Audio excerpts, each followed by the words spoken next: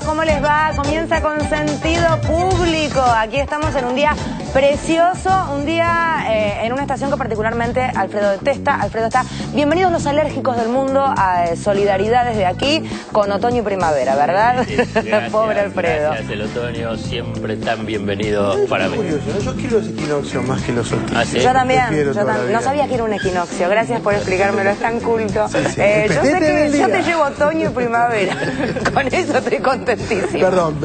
Pero bueno, nada, bienvenidos todos, día precioso, decíamos algo para los alérgicos, pero bueno, como nosotros todo el resto de la mesa la pasamos bomba, lo lamento Alfredo, te traeremos pañuelitos de papel. Gracias. Lindo programa tenemos hoy, a disfrutarlo, un programa con lindos invitados. ¿Empezamos, Martincho? Así es, para los alérgicos, bueno, ya lo dijo Fede. ¡Ah! Bueno, nos visita el diputado Rossi para recordar juntos a Néstor Kirchner, sin duda. Las fechas también están para eso, ¿no? Para ser recordadas. Un día como hoy, en el 2003, era consagrado presidente de todos los argentinos. La presidenta presentó un cómic sobre la deuda externa. Está muy bueno, porque antes con la deuda externa parecía que los únicos que estábamos dibujados éramos nosotros. Bueno, además anunció el plan Carne para Todos, con móviles que van recorriendo los barrios. Hace un tiempo la diputada Camaño lanzó el plan Bife para Todos, ¿se acuerdan? Sí, había también ñoquis para todos en otra época, en fin, hemos tenido tanto. Viene Enrique Vázquez, señores, al programa, nos muestra en dos partes videos sobre desarmaderos para entender una de las problemáticas que provoca a su vez el robo de autos, mayor cantidad de muertes y de asaltos violentos. Es verdad, es cierto. Bueno, y hay que festejar. Sí, Canal 7, la televisión pública, 18 nominaciones al Martín Fierro. Un aplauso, chicos, vamos.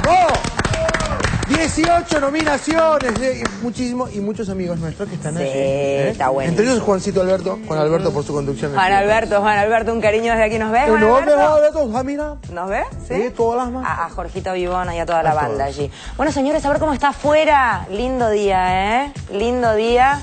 Mira, Sí, se ve un poquito poco auto, neblinoso. ¿Sí? ¿Vos sabés que yo vi poco auto? Qué suerte, qué lindo que te pasó el bachecito del poco auto. Es verdad, porque agarrás un bachecito de poco auto que si lo agarraste sos feliz. Si no, no. Y si no, no. Por ejemplo, hoy no agarres la 9 de julio. No agarres la 9 de julio porque sigue y ahora cortaron 2 carriles que van hacia el norte. Tenés cortado casi todo lo que va hacia el sur y 2 carriles que van hacia el norte. Hay un despelotito importante. No hay bache posible ahí. No, olvídate, no agarres 9 de julio si podés evitarlo. Lo que sí está lindo es el tiempo, ahora te lo cuento. 18 grados 6 la temperatura actual, la mínima para hoy 15, la máxima 26. Veranito, divino. Dicen que va a estar así toda la semana, así que aprovecharlo. Así son los equinoccios. A disfrutarlo porque estamos en un re equinoccio. ¿Y después cuál viene? No, el solsticio. Soy Olga Karim, tengo que estar invitada a la fiesta. Después viene el solsticio. Lo dejo a tu criterio, no, soy yo, me hago cargo. No te autografío los cheques, pero hasta ahí no llego. ¿Esa la sabías? Tremendo. Tenía que presentar un cheque, cobrar un cheque en un cajero y tenés que atrás tenés que firmar y poner tus datos, ¿no? En fin, eso se llama endoso. Entonces ella no lo había hecho, el cajero se lo devuelve, le pide por favor que le firme y ella puso con cariño. Es muy bueno, es muy bueno. Tan bueno que uno duda de que sea verdad, ¿no? No, es posta, por eso le tenemos tanto cariño. Bueno, vamos ahora sí a hablar de un cómic que fue lanzado en el día de ayer, así lanzado a la estratosfera, lo captó Canal Encuentro y mirá de lo que un avance y después te contamos bien quién lo hizo, está buenísimo. La deuda externa, ¿y cómo empezó la deuda externa? En el año 1824, el gobierno de la provincia de Buenos Aires no tenía fondos y decidieron solicitar un crédito. 1824, recién empezaban. ¿Para qué necesitaban la plata? Y para realizar obras, puertos, pueblos, obras de salubridad.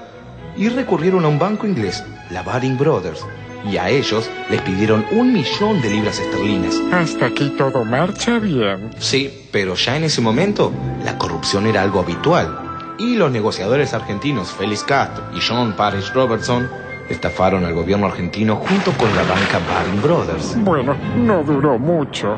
Un momento. Los argentinos que fueron a negociar estafaron a su propio gobierno. Así es, los representantes argentinos contrataron un empréstito de 1 millón de libras esterlinas a colocarse en el mercado de valores de Londres. El gobierno de Buenos Aires había utilizado la colocación del empréstito al tipo de 70%, y esto le daría las 700.000 libras que necesitaba para las obras. Como la colocación en el mercado sería fácil, la Baring propuso a los representantes argentinos colocarlos al 85%. Pero al gobierno de Buenos Aires le dijeron que fue al 70%. ¿Hijos de qué? ¿Eran hijos de quién? Silencio. Continúe, por favor. Pidieron 1 millón, contrataron al 85% y dijeron que fue al 70%. Exacto. De ese modo se robaron el 15% de la diferencia, que se repartieron 120.000 libras para Castro y Robertson y 30.000 para la casa Baring. O sea que el gobierno recibió 700.000 y debía 1 millón. Y hay más. La banca Baring, para cubrirse... Un aplauso enorme para Alfredo, que protagonizó la tira. Nuestro Alfredo. Bien, Alfredo. Podemos hacer... Un poquito más de rulitos le falta. Podemos mostrarlo al bien, original. lo bien que lo dibujaron, Alfredo, en la tira de la deuda externa. Alfredo no me había dicho nada. No, es Eric Calcaño. No, Sí, no, ahora te cuento por qué. ¿Y la Me ranita ponen quién así. viene a ser el señor No, Verde? bueno, no sé. La historieta está basada en el libro La deuda externa explicada a todos de Alfredo Eric Calcaño, padre, y su hijo Eric Calcaño. Lo tuvimos Eric Calcaño, el senador. Sí, lo conocemos. ¿Viste que usa anteojitos? Sí, vos también. Y tiene rulitos. Se parece más a vos que Él a es el Eric. economista y bueno, y ahí estaba explicando. Muy interesante esta iniciativa de la Facultad de Ciencias Económicas, el Museo de la Deuda Externa de la Facultad de Ciencias Económicas, que había elaborado el cómics en historietas en papel. Y después ahora se llevó a la televisión a partir de un convenio con Encuentro. Por lo que pude ver, o presuponerlo, yo no lo vi todo, salvo este avance en donde me emocioné mucho, está dirigido a chicos, está pensado para que los chicos entiendan algo que ni los grandes entendimos mucho tiempo. Y por eso también para los grandes. Claro. Y también para los grandes. Lo vamos a ver en familia. No, es muy interesante, Sí, porque está bueno. el tema de la deuda externa, como ahí bien estaba explicado, nace en 1824 con el crédito de la Baring Brothers, y ese punto que mencionan, que cómo fue desde ese mismo instante la deuda, desde 1824 hasta el default, es una constante de usura, tasas de interés altas, corrupción, créditos que no llegaban a la Argentina, y a partir de ahí toda una historia de dependencia y de subordinación de la economía local frente a los intereses de los acreedores. O sea que está muy bueno que esté el Museo de la Deuda Externa. Yo voy a contar algo muy breve. Años atrás hacía un programa en este canal donde hacíamos una sección llamada Fuera de Contexto. Llevaba gente a lugares que no tenían nada que ver. Llevé en su momento a una chica que quería ser vedette, que escribe poemas. Y cuando, Belén. Y cuando entró al Museo de la Deuda Externa, vio una foto enorme y dijo, ¿qué cara de buen tipo tiene este señor? ¿Quién era? Martínez Dios. Mira, me imaginé. No tiene cara de bueno. No, al contrario, Bueno, un yo gremlin. No, sí, no tiene cara de bueno. Le vio cara de bueno. Los martes a las 22:30 por Canal Encuentro es que se emite este cómic. Muy interesante. Y si no llegan los martes, hay repeticiones los miércoles 17:30, los jueves a las 11:30, los sábados a las 12:30 y los domingos a las 21:30. Muy bien, y ahora carne para todos, papi. Sonso. Estás terrible. Bueno, va a haber podés. camiones frigoríficos que van a ir recorriendo el conurbano bonaerense. Van a iniciar en el partido de La Matanza. La idea es que se vendan 10.000 kilos de carne por día con precios obviamente muchísimo más baratos que la carnicería, entre un 40 a un 50%, obviamente son los cortes populares. La idea es tratar de, por un lado, generar más competencia frente a lo que son las carnicerías, y a la vez que la carne, alimento básico de la dieta de los argentinos, sea de acceso para todos. Muy bien, tenemos unos precios orientativos. Acá Mariana te cuenta todo, decímelo como en el súper. Me lo anoté en la listita Dale. del súper. El kilo de asado se ofrecerá a 10 pesos con 50, el bife ancho 11,80, parezco Olita de Lázaro, Sí, ¿no? sí, sí. La carnaza, No, por Dios. No, por Dios. la carnaza 7,65, la carne picada a 6,92 y la cuadrada a 13,13, entre otros cortes. Buena la milanesa de cuadrada. Buena la milanesa. Buena la milanesa Muy de bien. cuadrada. Te vamos a ir informando también por dónde anda el Mionca, si no andas parando cualquiera cual taxi.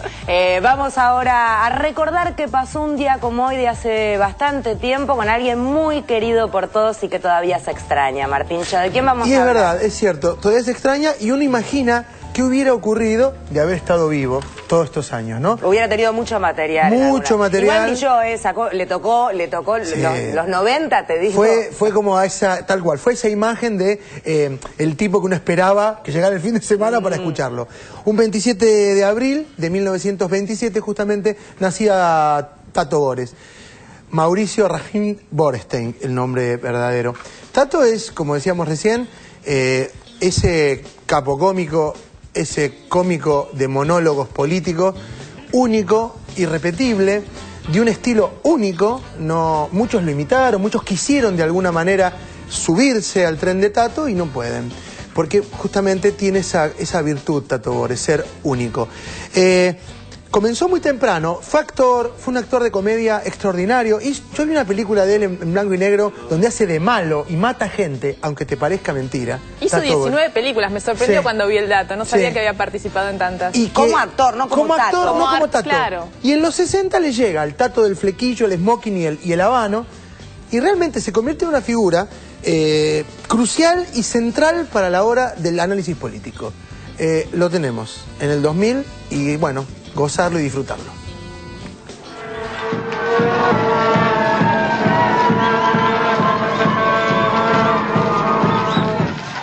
Bueno, señores, monólogo 2000. 30 años metiendo libreto debajo de esta peluca. Mire, esta noche en lugar de hacer un monólogo lo que pasó esta semana con la actualidad de esta semana, vamos a hacer un monólogo recordando lo que pasó los últimos 30 años, a ver si aprendemos algo, ¿eh? Señores, cuando allá por 1960 puse la jeta por primera vez delante de los horticones, no existía la televisión color, no existía Maradona, no existía el Austral. Es decir, el Austral tampoco existe ahora, pero es otra historia. No existía el control remoto, no existía el yogur descremado, pero sí existía Don Álvaro. Sí, señores, sí, Don Álvaro, el papá de la nena. Si bien Don Álvaro empezó a curtir gabinete como ministro de Industria allá por el año 55 en la Libertadora, que no tiene nada que ver con la Copa Libertadores, porque recién con Arturo Frondizi se convirtió en ministro de Economía. Porque le voy a decir más, antes de don Arturo Frondizi no existía el Ministerio de Economía, dicen los memoriosos que para aquellos años había un poco de guita en el Tesoro, y entonces con un ministro de Hacienda tipo Cereijo alcanzaba. Con la misiadura aparecieron los ministros de Economía, lo que no queda muy bien claro si la misiadura trajo al ministro de Economía o si los ministros de Economía trajeron la misiadura. Lo que pasa que hace 30 años que tenemos de las dos cosas. Por aquellos años, don Álvaro Sogaray se mandó la famosa frase: hay que pasar el invierno. Y pasaron los inviernos. Ya las primaveras aparecieron, lo único que no apareció fue la guita. Y también, por aquellos años 60, comenzaron los planteos militares a don Arturo Frondizi. En realidad, el primer planteo fue el 8 de julio de 1958, pero en 2 años le enchufaron 30 planteos. Y aquí con don Alfonsín tuvimos 2 planteos con los muchachos de la Pomada. Calcule lo que habrán sido 30 planteos. La cuestión es que los muchachos al final lo rajaron. Y cuando el general Poggi estaba ya listo para asumir como presidente, apareció José María Guido, también conocido como José, ¿dónde me pongo? Pegó un persaltum, entró a tribunales, juró como presidente ante la Corte Suprema, se coló por un intersticio en una puerta de la Casa Rosada, se sentó en el sillón, y cuando Poggi se dio vuelta dijo: ¡acá está! Y quedó de Araca. La cuestión es que don Guido... Buenísimo. Oh, qué lindo, cómo se extraña, qué tipo inteligente, ¿no? Se fue en el 96, quise decir que en el 2000 lo extrañamos cuando cambió el milenio porque hubiera hecho de todo, ¿no? Bueno, ahí lo tenemos. Le damos la bienvenida al diputado, ya está, diputado Agustín Rossi, Frente para la Victoria, precandidato a gobernador por Santa Fe también. ¿Lo veías a Tato? Sí. Sí. Todo bicho político se sentaba a ver a Tato. No, sí, pero además me acuerdo mucho de mi viejo, digamos, ¿no? ¿Por qué? Porque mi viejo murió cuando yo era chico, digamos, ¿no? Y una de las cosas que me acuerdo era Tato, digamos, ¿no? Los domingos de Tato en la televisión, digamos. El referente, ¿viste cómo determinados personajes te llevan a tu infancia, a tu adolescencia, absolutamente, y te remiten a la familia? Efectivamente. ¿Y Néstor era un poco de la familia en tu caso o no necesariamente? Néstor Kirchner estoy hablando. No, yo lo conocí a Néstor en el 2002.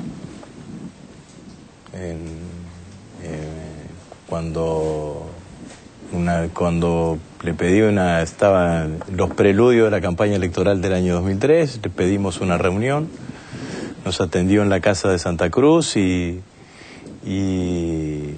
a partir de ahí empezamos a trabajar en una idea que en ese momento era el único precandidato o candidato que existía que rompía con el molde tradicional, digamos, que tenía el discurso distinto, digamos, ¿no? Lo conocíamos, o yo lo conocía de referencias por toda su historia política anterior, digamos, ¿no? Pero fundamentalmente lo empecé a conocer ahí. Fuera de cámara te comentaba que una cosa es el militante, que quizás lo conocía a Kirchner porque era un militante también y se conocen muchas veces entre todos, pero para quienes no somos militantes, no lo conocíamos, era la alternativa. En ese momento, que esa es la fecha que se recuerda hoy, habían quedado Menem con un señor llamado Néstor Kirchner, que la gran mayoría de la gente rogaba que fuera mejor que el señor que no queríamos que siguiera, digamos. Esa era la alternativa. Sí, había un voto contra Menem muy fuerte, digamos, un sentimiento de que nadie quería volver atrás, digamos, nadie quería... Pero bueno, pero también ya Néstor en ese momento, en esa campaña, planteaba un discurso distinto, digamos, ¿no? Con un fuerte tinte nacionalista, reivindicador de los derechos humanos. Sí, pero nos venían prometiendo tanto, Agustín. Bueno, sí, es cierto. ¿Viste? Uno cuando se quema con leche... Eso era cierto, pero venía de un quiebre importante, digamos, ¿no? Veníamos de la consolidación de lo que habían sido las leyes del perdón, digamos, las leyes de obediencia de vida y punto final, la consolidación de los indultos. La década del siglo pasado termina con un discurso hegemónico que era la teoría de los dos demonios. Bueno, la crisis económica, ¿no? La crisis económica y todo eso, bueno, pero por eso digo, sin que seguramente Néstor hizo campaña no siendo muy conocido, digamos, no teniendo los niveles de conocimiento que obviamente que tenía Menem, que había sido presidente. Pero empezaba a aparecer un discurso diferenciador, digamos. Decíamos, 24,4 obtenía la dupla Menem-Romero, 22,2 obtenía la dupla Kirchner-Scioli y pasaba esto. Usted no lo conoce demasiado, porque es nuevo. No pertenece a la generación política del fracaso. Tomó su provincia muy endeudada, pagó, ahorró, y hoy Santa Cruz tiene el menor índice de desocupación y los más altos salarios de Argentina. Tiene equipos, tiene planes, sabe gobernar. Anda tranquilo por la calle, quiere a su familia, no miente, hace lo que dice, es tal como lo ves. Un día vamos a decir que con Kirchner pudimos mejorar el futuro de nuestros hijos. Los que seguimos amando a la Argentina, construyamos con Kirchner esa Argentina que queremos.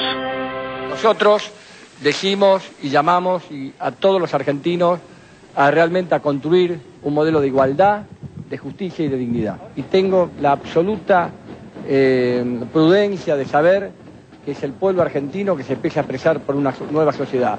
Ha nacido el valor del ciudadano, ha desaparecido el criterio corporativo de la política, se viene un nuevo tiempo, nuevos rostros, nueva historia. Los argentinos necesitamos volver a tener sueños, a pensar en el amor, a creer en la familia, a creer que se puede vivir mejor. Soy un ciudadano argentino que agradece profundamente los millones de argentinos que nos han acompañado.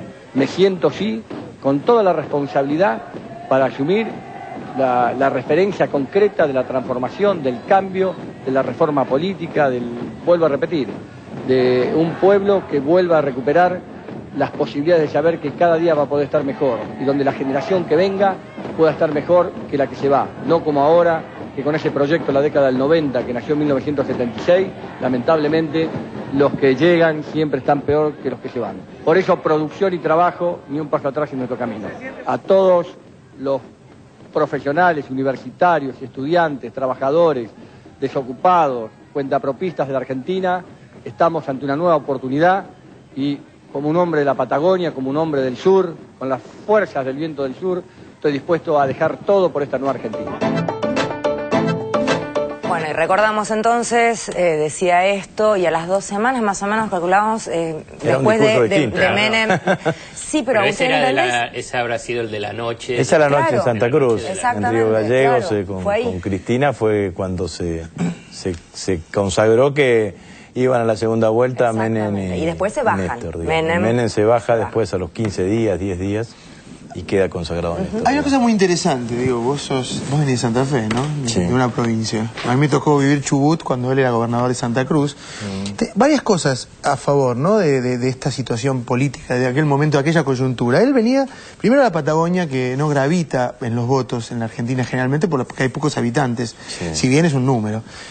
Venía de una gestión muy buena, que tampoco se conocía mucho, más allá de alguna cosa con el petróleo. Digo, él se ganó a la Argentina, desde lo que acabo de escuchar, me parece más mentira, lo bueno del tape de poder escuchar esto, se ganó a la Argentina desde el lugar del tipo que llega con el viento del sur, la fuerza del viento del sur, dijo esa frase que me había olvidado yo de eso. Sí. ¿A ustedes los políticos les pasó lo mismo? ¿Vieron a ese hombre que venía de un lugar difícil, que hay que laburar el doble, que el viento te tumba? ¿Y su gestión? No. A mí como militante político, vuelvo a decir, lo que me atrajo fue, uno veía a todos los candidatos que había en ese momento, el que planteaba un quiebre con lo preexistente era Néstor. Este discurso, digamos, ¿no?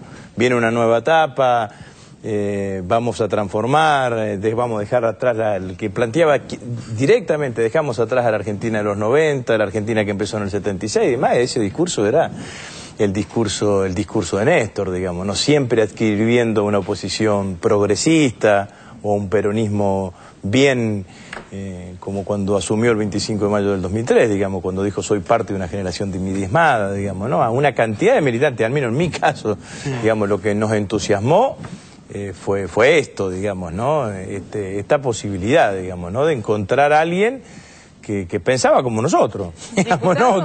Y que tenía la posibilidad de ser candidato a presidente. Me llamó la atención viendo el tape, la publicidad de la campaña de Kirchner, la verdad que no recordaba esa que aparece diciendo que vamos a mejorar la vida de nuestros hijos. Y creo que hoy hay un punto que quienes están a favor o en contra del gobierno no pueden negar que justamente se mejoró la vida de la que había en ese momento de los niños de ahora, ¿no? En ese punto... Absolutamente.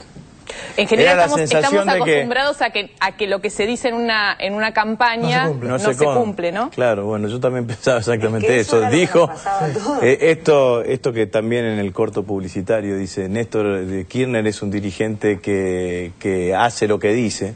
Sí. Yo le agregaría, digamos, que dice lo que piensa, digamos, ¿no? Entonces, esto también fue conformando un nuevo modelo de dirigente, pero la sensación esta que vos decís era así, digamos. En la década... Yo vengo de una familia de clase media. Mi papá abogado, mi mamá docente y demás. Yo cuando era chico, siempre mis padres me transmitieron a mí que mi vida iba a ser mejor que la de ellos, digamos, ¿no? Como un sentido evolutivo natural, que iba a tener mayores posibilidades, que iba a ser mejor y demás.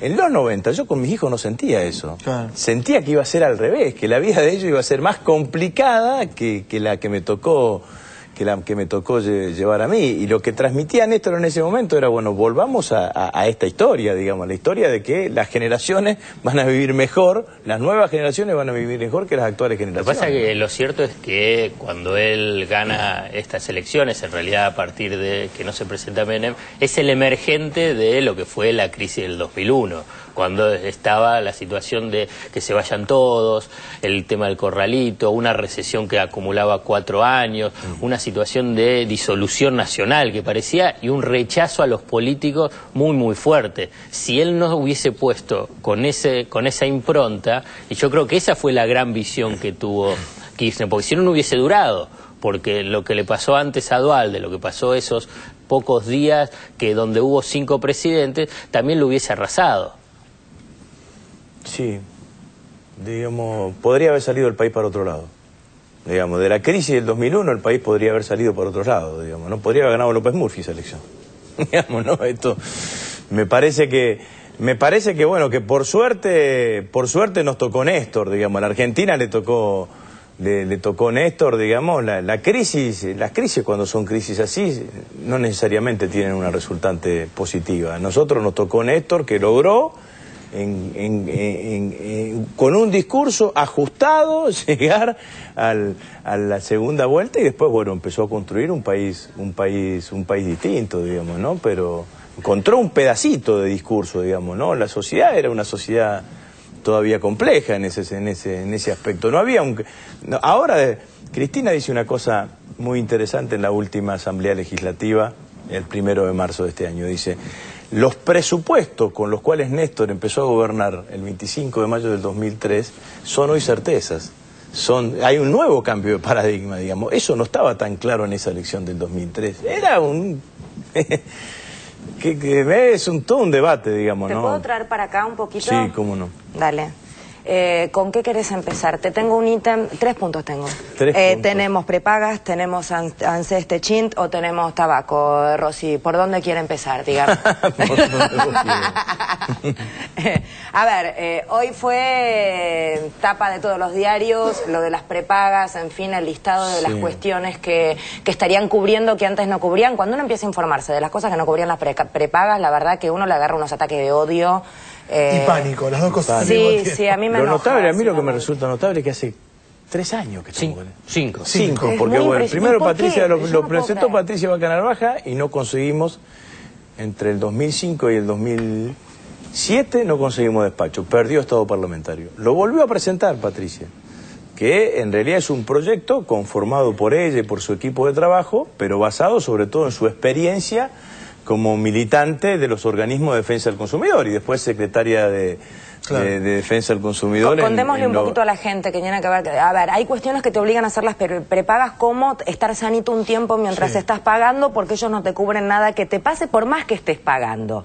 El aumento desmedido de la cuota a medida que vas necesitando de la prepaga, o sea, a medida que vas siendo un adulto mayor cuando tuviste pagando la prepaga años y años y años. Claro. Digamos, doble perversidad, digamos. Exactamente, ¿no? Vos, en fin.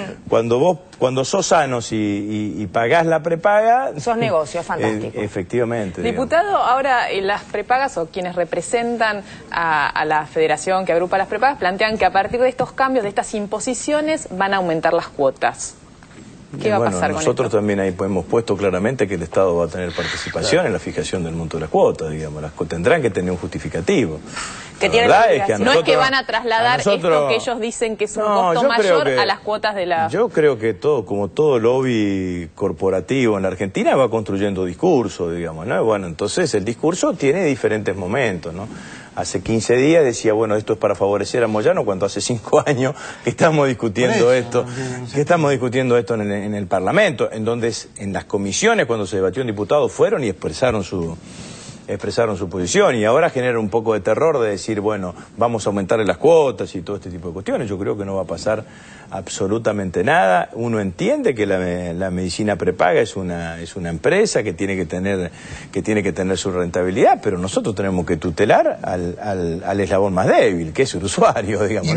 Y un marco lógico, a ese es al que tenemos que defender, digamos, y las situaciones eran claramente de injusticia, digamos, ¿no? Bueno, esos casos, otros casos de decir, bueno, sos un grupo familiar, venís pagando una prepaga, nace un nuevo integrante del grupo familiar, tiene una enfermedad congénita y te sacan de la prepaga, digamos, ¿no? Entonces, la verdad es que son terribles, digamos. El tema de la edad es una de las cuestiones más claras, digamos, ¿no? Vos pagaste... Porque en algún lugar también funciona esto como un seguro de salud, digamos, ¿no? Vos pagás durante una cantidad de tiempo. Mientras estás sano, y llega una determinada edad y te dicen el triple o el doble. Entonces, la verdad es que era muy injusto. O intentá cambiarte a esa edad de una a otra. Olvidate. No, bueno, no. Si vos venís en una nueva... la opción es o te quedás sin prepaga y tenés el PAMI, digamos, ¿no? Que es la obra social de los adultos mayores, o aceptás el aumento de la cuota, porque una nueva no te toma. ¿Por qué quedaron fuera de la regulación las que pertenecen a mutuales, fundaciones? Por el rol social, hospitales. Por la fundación, por el rol social fundamentalmente que cumplen, digamos, no es porque tienen otras regulaciones. Las mutuales tienen regulaciones del INAES, tienen otro concepto otra idea de regulación. Esto fue más dirigido a las empresas de medicina prepaga que funcionan en el ámbito privado. Pero yendo a cuestiones prácticas, entonces, ¿saldrá esto finalmente? Porque me dicen que hace 5 años que están... ¿Cuándo va a ser tratado? Porque por ahí va a ser tratado hoy. La semana que viene, con seguridad. ¿Seguro? No, sí, porque el tema es así, digamos. Se aprobó en diputados hace 1 año y medio de atrás, fines del 2009. Fue al Senado. Sí. En el Senado se le introdujeron algunas modificaciones a propuesta fundamentalmente del Poder Ejecutivo y volvió a diputados. Ahora en diputados tiene el trámite es muy sencillo, digamos, ¿no? Porque cuando vuelve un proyecto de ley que ya fue tratado en diputados y fue modificado en el Senado, la Cámara de Origen tiene que decidir si ratifica el despacho original o si acepta las modificaciones que propuso el Senado. Entonces no entra en discutir ningún punto más en particular.